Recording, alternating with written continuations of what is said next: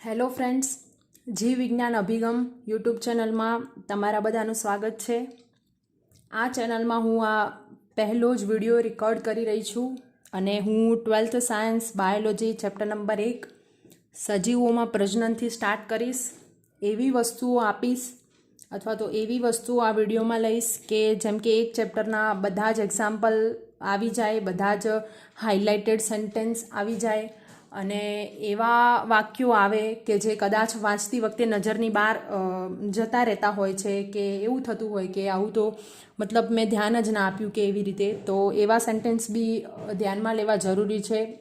કોઈ વાર વાક્ય તરીકે એમસીક્યુમાં આવી જતા હોય છે, તો એવી વસ્તુઓ કે જેનાથી એમસીક્યુ સોલ્વ થઈ જાય એ હું આ વિડીયોમાં લઈશ અને આના પછી પણ જે હું વિડીયો બનાવીશ એમાં પણ આ જ રીતે ચાલીશ. હવે 12થથી લેવાનું કારણ એ કે બોર્ડના સ્ટુડન્ટને પણ કામ આવે અને નીટના સ્ટુડન્ટને પણ કામ આવે. નીટના સ્ટુડન્ટને ઓલમોસ્ટ એમસીક્યુ પર જ ફોકસ કરવાનું હોય છે કે અને બોર્ડના સ્ટુડન્ટને પણ એમસીક્યુ, કેમ કે 50 માર્ક્સના એમસીક્યુ જ આવતા હોય છે બોર્ડમાં પણ. તો એવી વસ્તુઓ કે જેને યાદ રાખવાથી એમસીક્યુ તમારા ઇઝીલી મતલબ યાદ રહી જાય અથવા તો એ યાદ રાખો તો એમાંથી એમસીક્યુ આવી જતા હોય છે. તો એવી વસ્તુઓ લઈશું. તો ચલો સ્ટાર્ટ કરીએ. પ્રકરણ નંબર 1 સજીવોમાં પ્રજનન.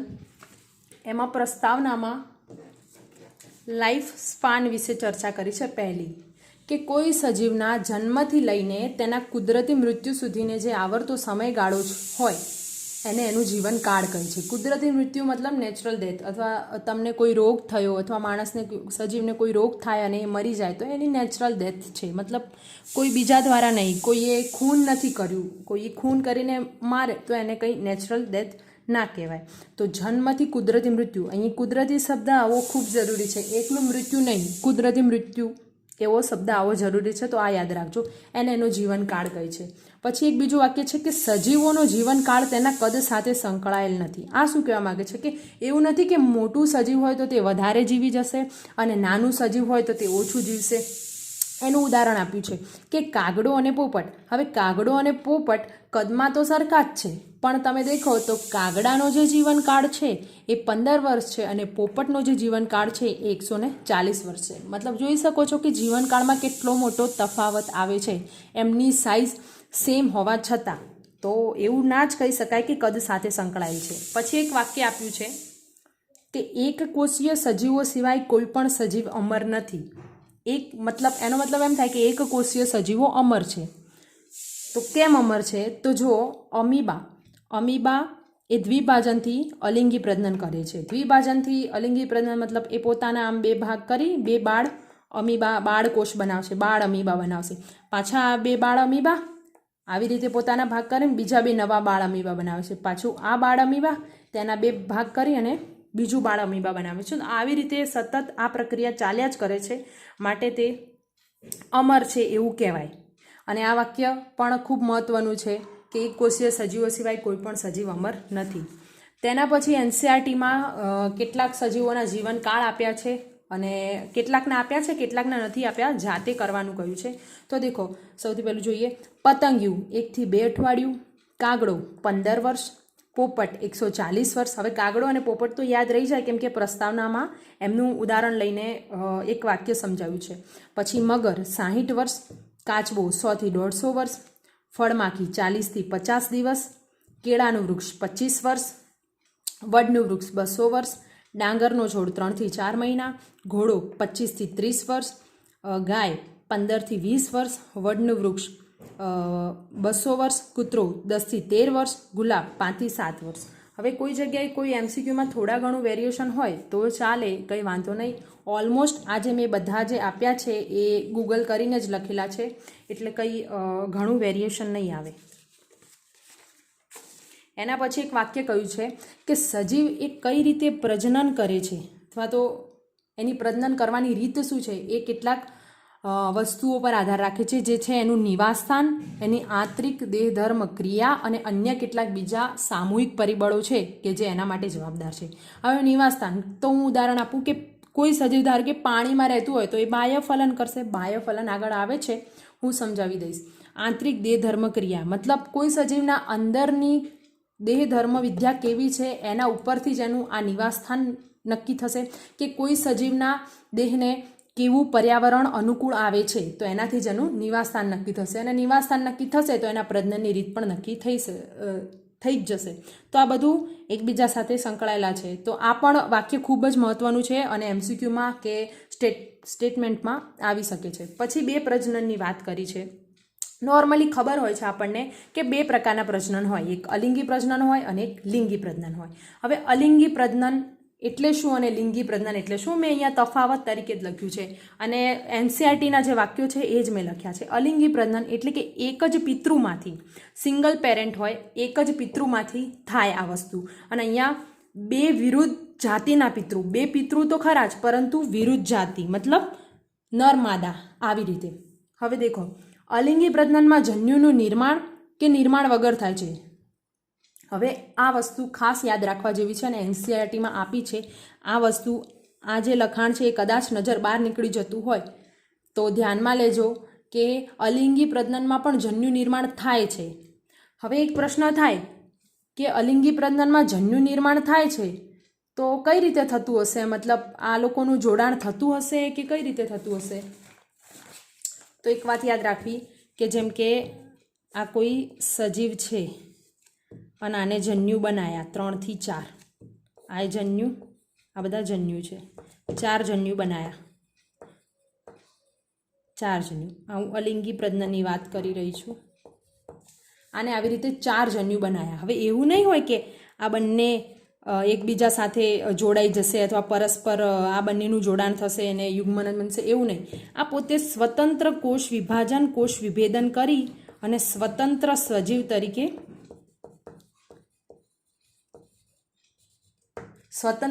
તરીકે વર્તશે. મતલબ જન્યુ નિર્માણ તો થયું પણ એમાં જન્યુ વહન અને જન્યુ જોડાણ જેવી કોઈ જ પ્રક્રિયા સંકળાયેલી નથી. ડાયરેક્ટ પોતે એક સ્વતંત્ર સજીવ તરીકે વર્તશે. એમાં નિર્માણ વગર કે નિર્માણ સાથે પણ આ પ્રજનન થઈ શકે છે. હવે લિંગી પ્રજનન જોઈએ કે જન્યુનું નિર્માણ થાય છે. જન્યુનું નિર્માણ તો થાય જ, લિંગી પ્રજનન એ તો બધાને ખબર હોય. જન્યુ જોડાણ જેવી પ્રક્રિયાઓ પણ થાય છે. મતલબ જન્યુ નિર્માણ થશે, જન્યુ વહન પણ થશે અને જન્યુ જોડાણ, આ 3 પ્રક્રિયા સંકળાયેલી છે લિંગી પ્રજનનમાં. તો આ બેનો તફાવત છે. આ વસ્તુ ખાસ ધ્યાનમાં લેજો કે અલિંગી પ્રજનનમાં પણ જન્યુ નિર્માણ થાય છે પણ એના પછીની જે પ્રક્રિયા હોય છે જેમ કે જન્યુ જોડાણ અને જન્યુ વહન એ આમાં નથી થતી અને આમાં થાય છે. તો આટલું હતું અહીંયા. પછી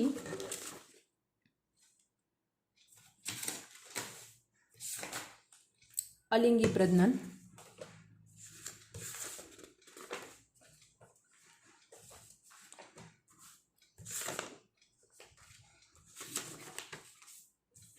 અલિંગી પ્રજનન. અલિંગી પ્રજનનમાં એવું આપેલું છે કે એક કોષીય સજીવ જે છે એમાં સામાન્ય હોય. અલિંગી પ્રજનન એ એક કોષીય સજીવમાં સામાન્ય હોય. એક કોષીય અને એકકીયને બંને તમે એક ના સમજતા. એક કોષીય અને એકકીય આ સેલ્યુલર લેવલ ઉપર વાત છે, મતલબ કોષીય સ્તરે વાત છે. અને આ જનીનિક સ્તરે, જેને તમે એન કહો છો, અને આ એક કોષીય અને એકકીય બંને એક નથી.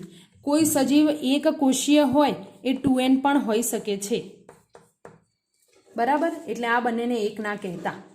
એક કોષીય સજીવોમાં સામાન્ય છે શું? અલિંગી પ્રજનન. હવે એક શબ્દ આપ્યો છે કે જનીનિક પ્રતિકૃતિ ક્લોન. જનીનિક પ્રતિકૃતિ મતલબ શું? કે એવું સજીવ કે જે મોર્ફોલોજિકલ એટલે કે બાહ્યાકાર અને જનીનિક રીતે સમાન હોય. એવું સજીવ કે જે બાહ્યાકાર અને જનીનિક રીતે સમાન હોય તો તેને કહેવાય છે કે જનીનિક પ્રતિકૃતિ. આ ગુજરાતી શબ્દ યાદ રાખજો. જનીનિક પ્રતિકૃતિ ક્લોનનું ગુજરાતી યાદ રાખજો. હવે એવા સજીવોમાં જે એક કોષીય જે છે એમાં કોષ વિભાજન એ જ પ્રજનન, એમાં કોષ વિભાજન એ જ પ્રજનન છે. એ લોકોનું કોષ વિભાજન એક પ્રકારનું પ્રજનન જ છે. હવે કેટલાક ઉદાહરણ જે NCERTમાં આપેલા છે કે દ્વિભાજન, તો કે અમીબા અને પેરામિશિયમ. અમીબા અને પેરામિશિયમ દ્વિભાજનથી પ્રજનન કરે છે. કલિકા સર્જન, હાઇડ્રા અને યીસ્ટ. હાઇડ્રા અને યીસ્ટ. હવે યીસ્ટ માટે એક વાક્ય આપ્યું છે કે તેમાં જે વિભાજન થાય છે, મતલબ કલિકા સર્જાય અને પછી તૂટે, એટલે કે એ જે વિભાજન છે એ અસમાન અને નાની કલિકા સર્જે છે. યીસ્ટ જે છે, આ યીસ્ટ, આ જે છે યીસ્ટ, અહીંયા નાની બળ સર્જાય, બળ એટલે આ કલિકા, અને પછી એ તૂટી જાય અને નવી યીસ્ટ તરીકે વર્તે. તો આ જે વિભાજન છે એ અસમાન છે. આ વિભાજન જે છે એ અસમાન છે. આવું એનસીઆરટીમાં લખેલું છે. અને નાની કલિકા સર્જે છે. કણી બીજાણુ, પેનિસિલિયમ, અંતઃકલિકા, વાદળી, એને જેમ્યુલ્સ કહેવાય. યાદ રાખજો, ઘણીવાર ગુજરાતીમાં જેમ્યુલ્સ એવું લખીને પણ પૂછી શકે, તો યાદ રાખજો કે જેમ્યુલ્સ એટલે અંતઃકલિકા થાય. ચલ બીજાણુ, ક્લેમિડોમોનાસ. હવે આ બધા જ અલિંગી પ્રજનન છે એવું કઈ રીતે ખબર પડે? તો દેખો કે બુકમાં દેખો, એક જ પિતૃ, આ સિંગલ પેરેન્ટ છે. પછી અહીંયા બી જો પેનિસિલિયમના કણી બીજાણુ બન્યા, તો આ પણ એક જ પિતૃ, સિંગલ પેરેન્ટ છે. હાઇડ્રામાં અહીંયા કલિકા સર્જાઈ, તો આ પણ સિંગલ પેરેન્ટ છે.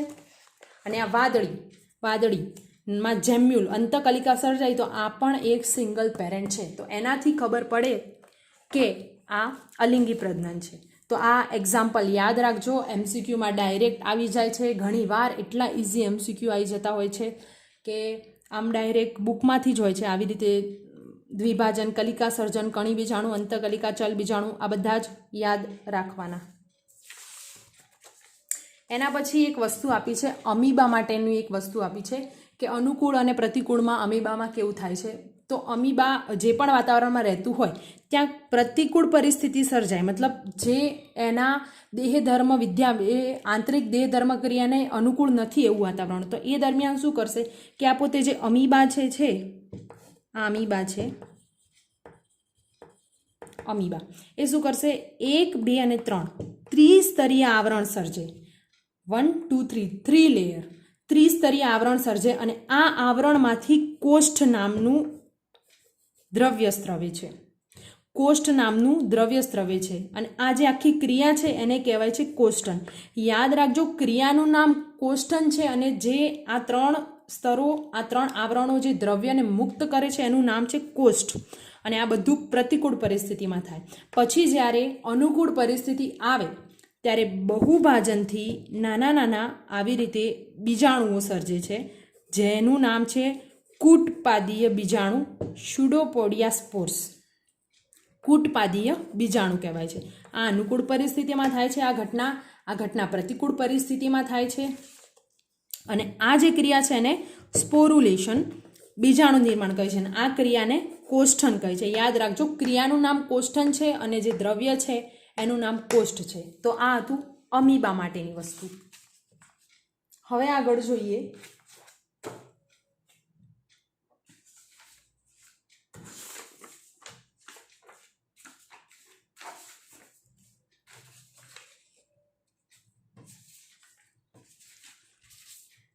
કે પ્રાણીઓ માટે શબ્દ વપરાય છે અલિંગી પ્રજનન. આવી રીતે વનસ્પતિમાં પણ એવી વસ્તુ થાય છે કે સિંગલ પેરેન્ટ હોય, એક જ પિતૃ હોય, અને એમાંથી જ નવી રચના બને છે અને બીજી વનસ્પતિ બની શકે છે. તો એના માટે એક શબ્દ વપરાય છે વાનસ્પતિક પ્રજનન. પ્રાણી માટે અલિંગી પ્રજનન બુકમાં લખેલું છે, અને વનસ્પતિ માટે વાનસ્પતિક પ્રજનન. વાનસ્પતિક પ્રજનનની રચનાઓ કેટલીક બુકમાં આપી છે. ચેપ્ટર 5 11th આ બધું મસ્ત રીતે આવે છે, એકદમ ડીપલી. ભૂસ્તારી, ગાંઠામૂળી, અધોભૂસ્તારી, ગ્રંથિલ, ભૂસ્તારિકા અને કંદ, આ બધી જ જે રચનાઓ છે એને કહેવાય છે વાનસ્પતિક પ્રસર્જકો. ખૂબ મહત્વનું શબ્દ છે આ વાનસ્પતિક પ્રસર્જકો. યાદ રાખજો, 2 પિતૃ ભાગ લેતા નથી, એક જ પિતૃ હોય. મતલબ એક પ્રકારનું આ અલિંગી પ્રજનન જેવું જ થયું, કેમ કે અહીંયા એક જ પિતૃ છે. હવે અહીંયા કેટલાક ઉદાહરણ આપ્યા છે એના, કે બટાકાની આંખ એના પ્રકાંડમાંથી ઉદ્ભવે. પછી આદુની ગાંઠામૂળી, રામબાણની પ્રકલિકા. આ જે પ્રકલિકા જે છે એ પુષ્પીય કલિકા છે, આ યાદ રાખજો. એ શું છે? પુષ્પીય કલિકા છે. પાનફૂટીની પર્ણકલિકા, એના પર્ણમાંથી અલગ અલગ જગ્યાએથી કલિકાઓ નીકળે છે પાનફૂટીમાં, અસ્થાનિક. યાદ રાખજો, અસ્થાનિક પ્રકલિકા આ શબ્દ પણ આવે છે ઘણીવાર. જળકુંભી, ભૂસ્તારિકા. જળકુંભીમાં ભૂસ્તારિકા આવે છે, ચેપ્ટર 5માં છે જ 11થના. પછી હાઇડ્રામાં અવખંડન થાય છે. અવખંડન એટલે શું? અવખંડનમાં એવું થશે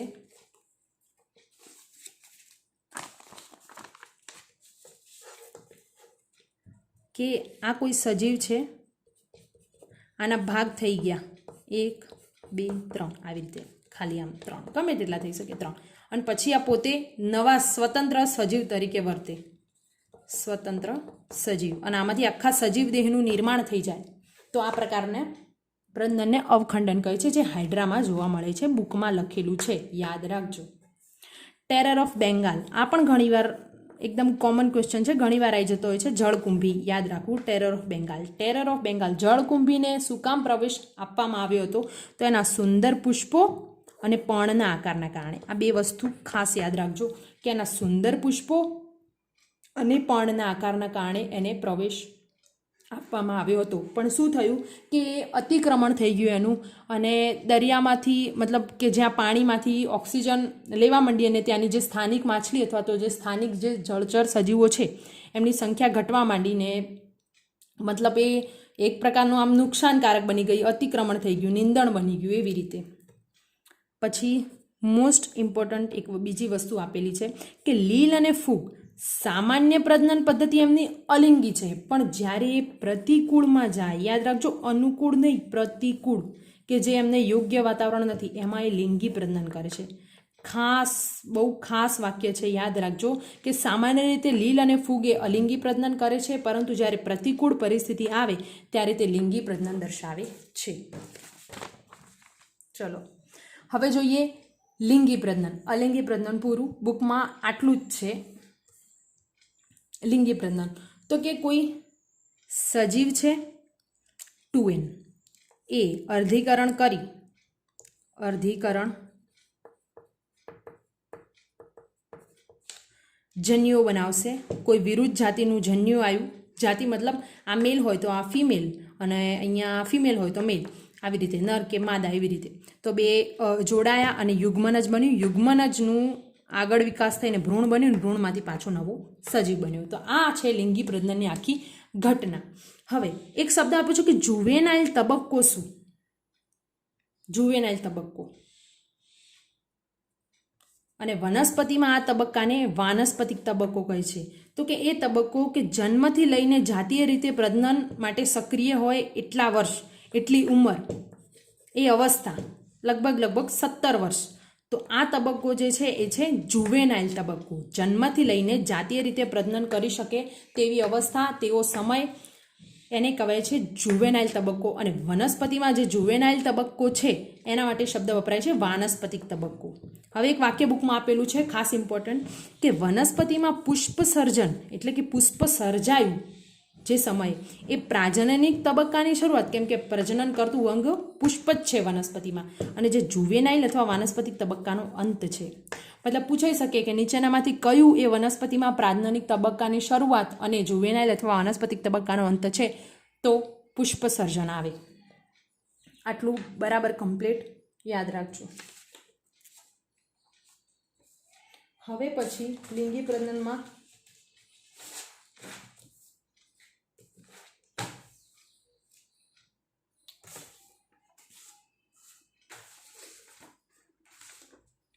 વાંસ અને નીલકુરંજિત, આ બેની વાત કરી છે. બુકમાં આ બેનો ઉલ્લેખ આપેલો છે.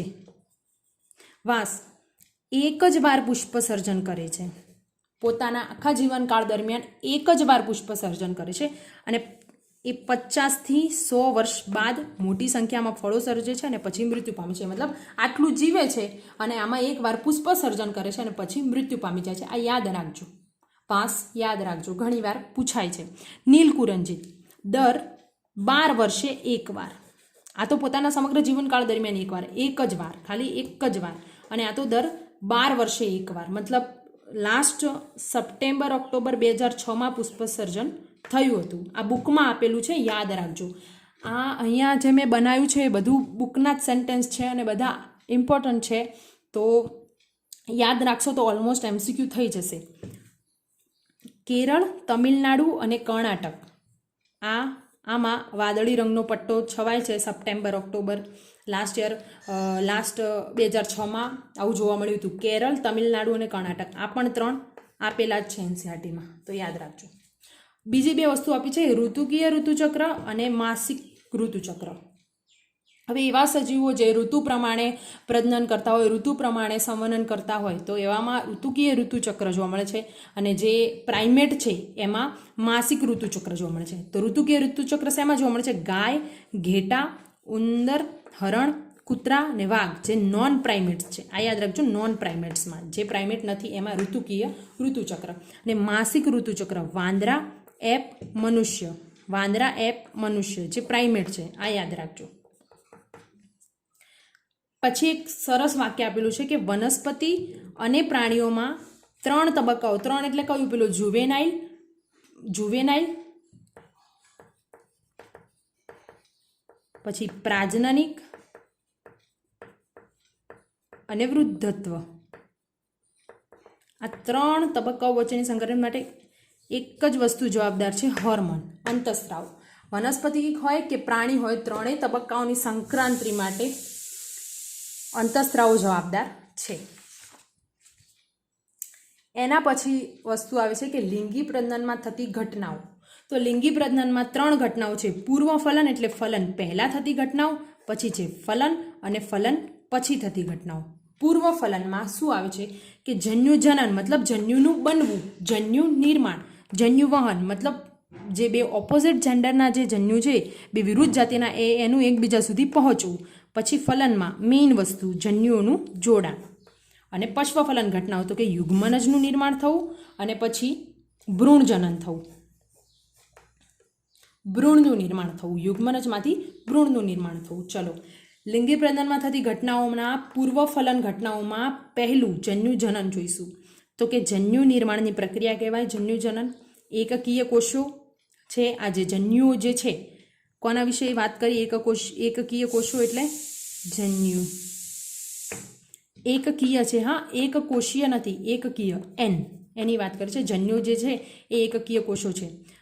કેટલાક ઉદાહરણ આપે છે. ક્લેડોફોરા નામની લીલ છે, એમાં સમજન્યુ જોવા મળે છે, એટલે કે દેખાવમાં સરખા જન્યુ. અને ફ્યુકસ અને હોમોસેપિયન્સ એટલે મનુષ્ય, વિષમજન્યુ, દેખાવમાં જુદા જુદા. ક્લેડોફોરામાં સમજન્યુ યાદ રાખજો, NCERTનું જ છે. અને ફ્યુકસ અને હોમોસેપિયન્સમાં વિષમજન્યુ.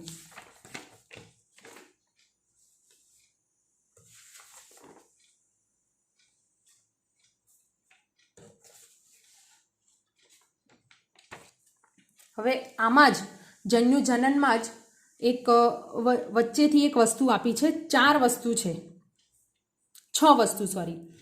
એકલિંગી, દ્વિલિંગી, એકસદની, દ્વિસદની, સમસુકાયક, વિષમસુકાયક. ખૂબ કન્ફ્યુઝન થતું હોય છે, ખૂબ ગૂંચવામણ થતી હોય છે કે ખબર નહીં દ્વિલિંગી ને દ્વિસદની કે અલગ અલગ કે શું. તો યાદ રાખો કે એકલિંગી, આ તો નામ ઉપરથી જ ખબર પડી જાય કે જે નર અને માદા પ્રજનન રચના છે એ અલગ અલગ વનસ્પતિ પર હશે. દ્વિલિંગી, આ પણ નામ પરથી ખબર પડી જાય કે નર અને માદા પ્રજનન રચનાઓ એક જ વનસ્પતિ ઉપર, એટલે એક ઉપર જ બે નર અને માદા રચનાઓ એક જ વનસ્પતિ પર. હવે એક સદની એટલે આ રહેવા માટેનો શબ્દ છે. એક સદની એટલે એક જ ઉપર રહેતા મતલબ દ્વિલિંગીને સમાન, તો કે નર અને માદા પ્રજનન રચનાઓ એક જ વનસ્પતિ પર. અને દ્વિસદની તો 2 અલગ અલગ ઉપર રહેતા. સદની મતલબ રહેવા માટેનો શબ્દ છે. તો નર અને માદા પ્રજનન રચના અલગ વનસ્પતિ પર હોય અને એક ઉપર રહેતા હોય એટલે સમસુકાયક, એક જ સુકાઈ પર રહેતા, અને અલગ અલગ ઉપર રહેતા હોય તો વિષમસુકાયક. તો આ 6 શબ્દ કમ્પ્લીટ ક્લિયર યાદ રાખજો, ક્યારેય કન્ફ્યુઝ ના થતા. એકલિંગી, દ્વિલિંગી, એકસદની, દ્વિસદની, સમસુકાયક, વિષમસુકાયક. આ ઉપરોક્ત શબ્દ વનસ્પતિ માટે છે, મતલબ કોઈ વનસ્પતિ હોય, આવી રીતે કોઈ વનસ્પતિ હોય તો અહીંયા ખાલી સ્ત્રીકેસર જ છે તો આને એકલિંગી કહેવાય, અને પુંકેસર બંને છે તો આને દ્વિલિંગી કહેવાય. આને એક સદની કહેવાય, બંને એક જ ઉપર છે. અને કોઈ બીજું પ્લાન્ટ છે અહીંયા મેલવાળું અને આ બીજું પ્લાન્ટ છે અહીંયા ફિમેલવાળું, તો આ બે દ્વિસદની અને એકલિંગી કહેવાય. હવે આ જે બધી આ ચારેય શબ્દ છે એ વનસ્પતિ માટે. પુષ્પ, પુષ્પ માટે બે બીજા શબ્દ આપણને ખબર છે કે એકલિંગી પુષ્પ, દ્વિલિંગી પુષ્પ. આ પુષ્પ માટે છે અને આ જે ચાર શબ્દ છે એ સજીવ અથવા વનસ્પતિ માટે છે. તો પુષ્પ માટે તો કે એકલિંગી પુષ્પ, દ્વિલિંગી પુષ્પ. એક પુષ્પમાં કાં તો સ્ત્રી કેસર કાં તો પુંકેસર હોય, મતલબ એક પુષ્પમાં એકલું સ્ત્રી કેસર હોય કાં તો એકલું પુંકેસર હોય. હવે દ્વિલિંગી પુષ્પ તો કે એક જ પુષ્પમાં હોય બંને જણા, સ્ત્રીકેસર અને પુંકેસર એક જ પુષ્પમાં હોય. એનસીઆરટીમાં આપેલું છે, કોઈ વાક્યમાં નથી આપેલું, પણ જે ચિત્ર મતલબ જે આકૃતિઓ આપેલી છે, સક્કરિયાનું એક પુષ્પ દોરીને આપ્યું છે અને લખ્યું છે કે દ્વિલિંગી પુષ્પ અને એના કૌંસમાં લખ્યું છે કે સક્કરિયું. તો આ યાદ રાખજો કે દ્વિલિંગી પુષ્પનું ઉદાહરણ છે સક્કરિયું. બુકમાં છે જ પણ કદાચ ધ્યાનમાં ના આવે.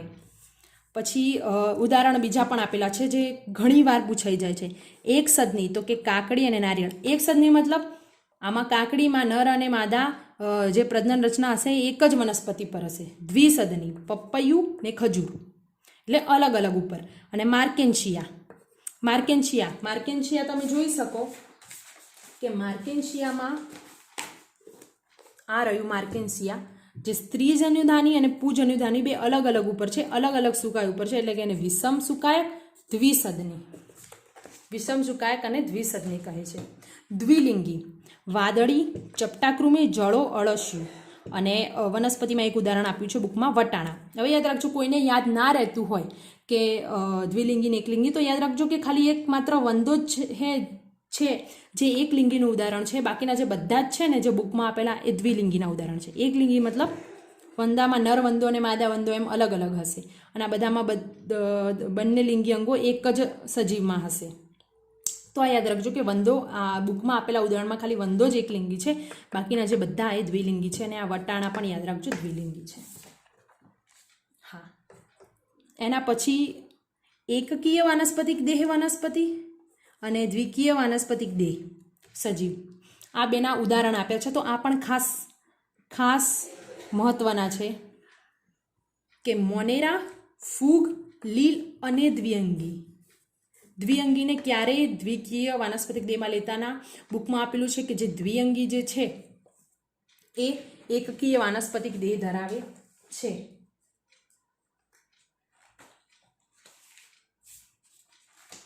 અને દ્વિકીય વાનસ્પતિક દેહ તો ત્રિઅંગી, અનાવૃત અને આવૃત બીજધારી. ત્રિઅંગી, અનાવૃત અને આવૃત બીજધારી એ દ્વિકીય વાનસ્પતિક દેહ ધરાવે છે. અને મોનેરા, ફૂગ, લીલ એ એકકીય વાનસ્પતિક દેહ ધરાવે છે.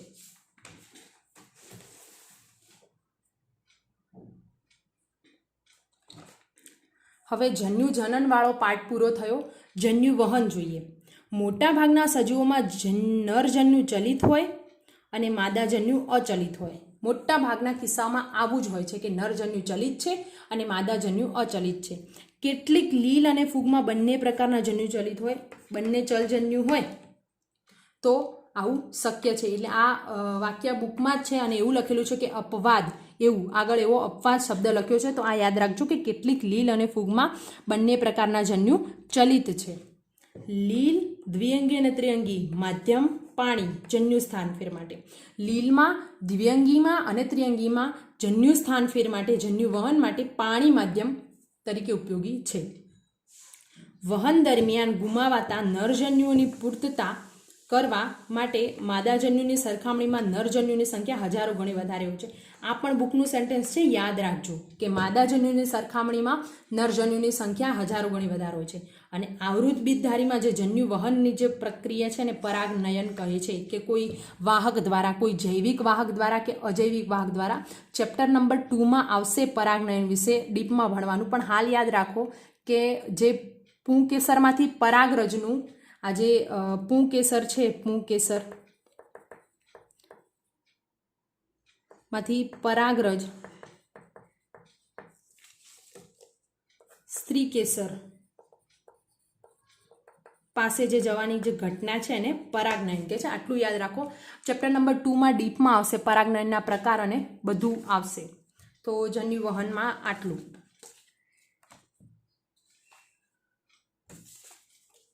જન્યુવહન અને જન્યુજનન જે પૂર્વફલન ઘટના હતી એ પૂરી થઈ. હવે જે મેઇન કે જે થવી જરૂરી જ છે ફલનમાં શું થાય? જન્યુનું યુગ્મન થાય. બે જન્યુ મતલબ એકબીજા જોડે તો પહોંચી ગયા માધ્યમથી કે પરાગનયનથી કે ગમે તે રીતે. હવે એનું જોડાણ થશે. જન્યુ યુગ્મન થયું જેને સિનગેમી કહેવાય છે. જન્યુ યુગ્મન થયું તેમાંથી દ્વિકીય મતલબ 2n વાત છે. 2n ડિપ્લોઇડ યુગ્મન જ બનશે. અસહયોગી જનન એવો એક ટોપિક કરીને આપેલું છે. એના ઉદાહરણ ખાસ યાદ રાખજો, પૂછાઈ શકે છે કે રોટીફર્સ, મધમાખી. આ મધમાખીનું અસહયોગી જનન ભણવાનું આવશે આગળ ડીપમાં.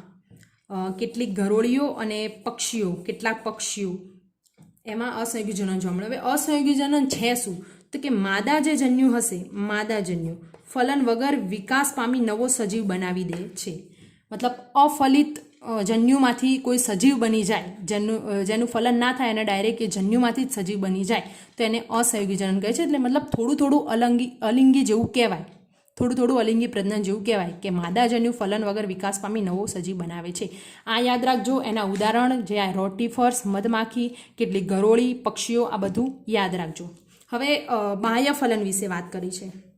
મતલબ કે કોઈ માધ્યમમાં અથવા શરીર દેહની બહાર જે જન્યુઓનું જોડાણ થાય તો એ બાહ્ય ફલન છે. તો કે અસ્થિમસ્ય અને દેડકાઓ. યાદ રાખજો કે અસ્થિમસ્ય અને દેડકાઓમાં બાહ્ય ફલન જોવા મળે છે. યાદ રાખજો, આ ચેપ્ટરમાં ઉદાહરણ વધારે છે અને પૂછાઈ શકવાની પણ સંભાવના છે. તો યાદ રાખજો કે બાહ્ય ફલન, અસ્થિમસ્ય અને દેડકાઓમાં બાહ્ય ફલન જોવા મળે છે. અંતઃફલન તો કે સજીવ દેહની અંદર જ્યારે જન્યુનું જોડાણ થાય તો કે ફૂગ, વિહગ એટલે કે પક્ષી, સરીસૃપો, સસ્તન, દ્વિઅંગી, ત્રિઅંગી, અનાવૃત બીજધારી અને આવૃત બીજધારી, આટલા બધામાં અંતઃફલન જોવા મળે છે. યાદ રાખજો, ફૂગ, પક્ષીઓ, સરીસૃપો, સસ્તનો, દ્વિઅંગી, ત્રિઅંગી, અનાવૃત અને આવૃત, આટલા બધામાં અંતઃફલન જોવા મળે છે. ફલનની ઘટના પૂરી થઈ. હવે પશ્વફલન ઘટનામાં યુગ્મનજ આવશે. યુગ્મનજ એટલે શું કે n+n જોડાય બંને જન્યુઓ, યુગ્મનજ n+n જોડાય બંને જન્યુઓનું જોડાણ થાય અને 2n બને અને જે બને એને કહેવાય છે ઝાયગટ યુગ્મનજ. તો એના વિશે એક સરસ વાક્ય આપ્યું છે કે લિંગી પ્રજનન દર્શાવતા બધા જ સજીવોમાં યુગ્મનજનું નિર્માણ થવું એ સાર્વત્રિક ઘટના છે.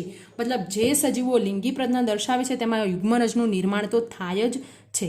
હવે જે બાહ્ય ફલન દર્શાવે એમાં યુગ્મનજ નિર્માણ પાણીમાં થાય અને જે અંતઃફલન દર્શાવે એમાં યુગ્મનજ નિર્માણ સજીવ દેહની અંદર થાય. આ યાદ રાખજો. જે બાહ્ય ફલન દર્શાવે એમાં યુગ્મનજનું નિર્માણ પાણીમાં અથવા તો કોઈ માધ્યમમાં કે જ્યાં તેઓ રહેતા હોય તેમનું જ્યાં નિવાસ સ્થાન હોય, અને અંતઃફલન તો કે યુગ્મનજનું નિર્માણ સજીવ દેહની અંદર થતું હોય છે. હવે આ એક ખૂબ જ મહત્વનું વાક્ય છે કે યુગ્મનજ એક પેઢીથી બીજી પેઢીના સજીવો વચ્ચે સાતત્ય જાળવતી જીવંત કડી છે. જીવંત કડી જેવી રીતે યુગલીના છે ને વનસ્પતિ સૃષ્ટિ અને પ્રાણી સૃષ્ટિ વચ્ચેની કડી, એવી જ રીતે આ પણ વસ્તુ યાદ રાખજો કે એક પેઢીથી બીજી પેઢીના સજીવો વચ્ચે સાતત્ય જાળવતી જીવંત કડી યુગ્મનજ. હવે આ મસ્ત એક એનસીઈઆરટીમાં વાક્ય આપ્યું છે કે લીલ અને ફૂગ એમાં શું થાય કે યુગ્મનજ જાડી દિવાલ વિકસાવે છે.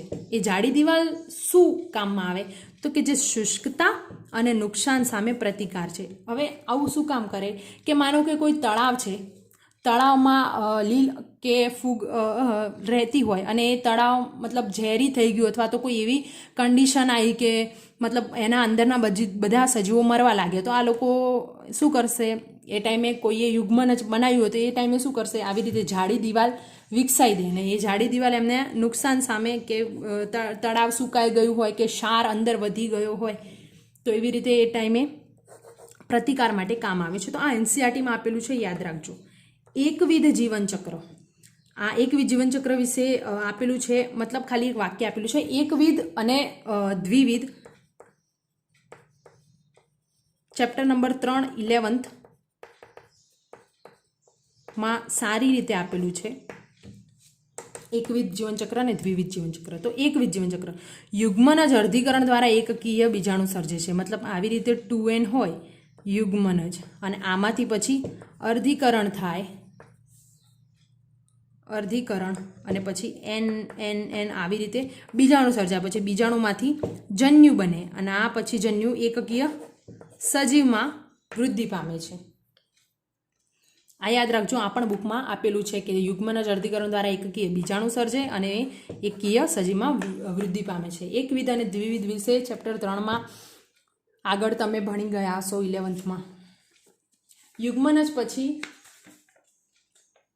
લાસ્ટ જે વસ્તુ આપેલી છે એ છે ભ્રૂણ જનન.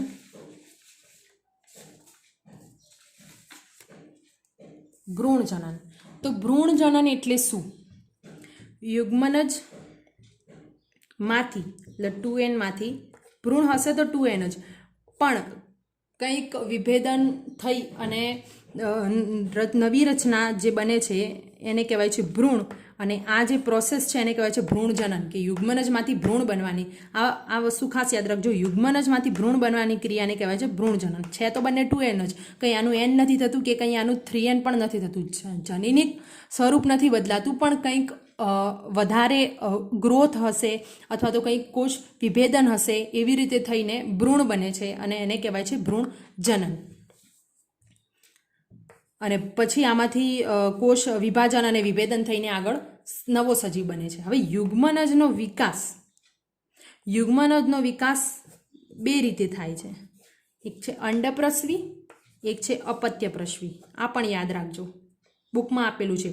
માદા દેહની બહાર જો થાય યુગ્મનજનો વિકાસ, માદા દેહની બહાર થાય અને કેલ્શિયમયુક્ત કવચથી આવરિત ઈંડા જેવી રચના હોય તો એ છે અંડપ્રસવી. હવે અંડપ્રસવી આ શબ્દથી જ ખબર પડી જાય કે આ ઈંડાવાળું જે વસ્તુ હશે એ એમાં આવશે અને એ માદા દેહની બહાર થાય છે વિકાસ. હવે દેખો, આ અહીંયા વિકાસની વાત કરી છે, નિર્માણની નહીં. નિર્માણ તો માદા દેહની અંદર થઈ શકે છે, પણ એનો વિકાસ, નિર્માણ અને વિકાસ બે વસ્તુ અલગ છે. એક છે એનું બનવું અને બીજું છે એનું બન્યા પછી એનો વિકાસ થવો. તો જે વિકાસ છે એ બહાર થાય છે, જે નિર્માણ છે એ અંદર હોઈ શકે છે. હવે અપત્યપ્રસવી તો માદા દેહની અંદર. અહીંયા નિર્માણ અને વિકાસ બંને અંદર જ થાય છે. નિર્માણ અને વિકાસ બંને અંદર થાય છે. આમાં નિર્માણ અંદર થાય છે, પરંતુ જે વિકાસ જે છે એ યાદ રાખજો, અહીંયા વિકાસની વાત કરી છે, આ ખાસ યાદ રાખજો. યુગ્મનજના વિકાસના આધારે આ બે પ્રકાર પડ્યા છે, અંડપ્રસવી અને અપત્યપ્રસવી. અને બાહ્ય ફલન અને અંતઃફલન જે છે એ યુગ્મનજના નિર્માણના આધારે પ્રકાર છે. ખાસ વસ્તુ યાદ રાખજો, નિર્માણના આધારે પ્રકાર પૂછે તો બાહ્ય ફલન અને અંતઃફલન, અને વિકાસના આધારે પ્રકાર પૂછે તો અંડપ્રસવી અને અપત્યપ્રસવી. આ જે છે બાહ્ય ફલન અને અંતઃફલન એ નિર્માણના આધારે પ્રકાર છે અને આ જે છે એ વિકાસના આધારે. પછી એક વાક્ય આપ્યું છે લાસ્ટમાં કે સપુષ્પી વનસ્પતિમાં જે યુગ્મનજ છે એ અંડકમાં એટલે કે બીજમાં વિકસે છે અને ફલન બાદ વજ્રપત્રો, દલપત્રો અને પુંકેસર ખરી પડે છે. ઘણી એવી જાતિ હોય છે, ઘણામાં તમે જોશો કે પરિપુષ્પ લગ્ન ને એ બધું ચેપ્ટર 5 11માં આપેલું છે, પણ મોસ્ટ ઓફ બધામાં આવી રીતે જ્યારે ફલન થાય અને બીજ અને ફળ ને આવું બધું બનતું હોય ત્યારે એના જે આ બધા છે, આ બધા વજ્રપત્રો, દલપત્રો અને પુંકેસર એ ખરી પડતા હોય છે, કેમ કે એમ પણ ફલન પછી કંઈ એમની જરૂર હોતી નથી. પછી આ 3 વસ્તુ ખાસ મહત્વની છે, યાદ રાખજો કે યુગ્મનજમાંથી ભ્રૂણ બને, અંડકનું બીજમાં રૂપાંતર થાય, બીજાશયનું ફળમાં રૂપાંતર થાય, યુગ્મનજનું ભ્રૂણમાં રૂપાંતર થાય, ફલન બાદ યુગ્મનજનું ભ્રૂણમાં રૂપાંતર થાય, અંડકનું બીજમાં રૂપાંતર થાય, બીજાશયનું ફળમાં રૂપાંતર થાય. ફલાવરણ વિશે પણ એક વાક્ય આપ્યું છે કે જાડી દિવાલ હોય ફળને આવરતી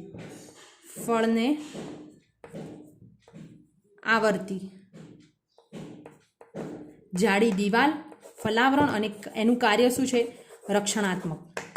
એનું મોટે ભાગે કાર્ય જે છે એ રક્ષણાત્મક. તો અહીંયા જે ચેપ્ટર 1 જે છે 12થનું પૂરું થાય છે અને એક કોઠો વચમાં રહી ગયો. સજીવનું નામ, જન્યુ માતૃ કોષમાં રંગસૂત્રની સંખ્યા અને જન્યુમાં રંગસૂત્રની સંખ્યા. હવે આ તમે વારે વારે આ વસ્તુ જોવી પડશે, તો જ યાદ રહેશે. વારે વારે આ વસ્તુ જોવાની. અને અહીંયા જેમ કે 12 છે 2n, તો n 6, આવી રીતે કરીને આ NCERT એ આવી રીતે એક કોઠો પૂરવાનો કહ્યો છે, તો આવી રીતે પૂરી દેજો. કે અહીંયા 21 છે તો અહીંયા આવી રીતે 42, તો એવી રીતે પૂરી દેજો. અને મોટે ભાગે તો આવી રીતે ખાસ પૂછાતું નથી, પણ પૂછાઈ શકે છે, માટે યાદ રાખવું જરૂરી છે. તો કંઈક તમે રોજ આને જુઓ તો યાદ રહી જ જશે. તો અહીંયા ચેપ્ટર 1 સજીવોમાં પ્રજનન પૂરું થાય છે. અને ખાસ વસ્તુ યાદ રાખજો કે બુકમાં જે આજે આકૃતિઓ આપેલી છે, જેમ કે કારા એક સદની છે અને દ્વિલિંગી છે, જેમાં અંડજન્યુધાની ને પૂજન્યુધાની એક જ પિતૃ ઉપર છે, એક જ વનસ્પતિ ઉપર છે, તો કારા. પછી આવી રીતે અળસિયું, વંદો, આવી રીતે બુકની જે આકૃતિ છે એ ખૂબ જ જરૂરી છે, તો એને યાદ રાખવી. અને અહીંયા ચેપ્ટર 1ના બધા જ એક્ઝામ્પલ અને બધી જ વસ્તુ અહીંયા આવી જાય છે.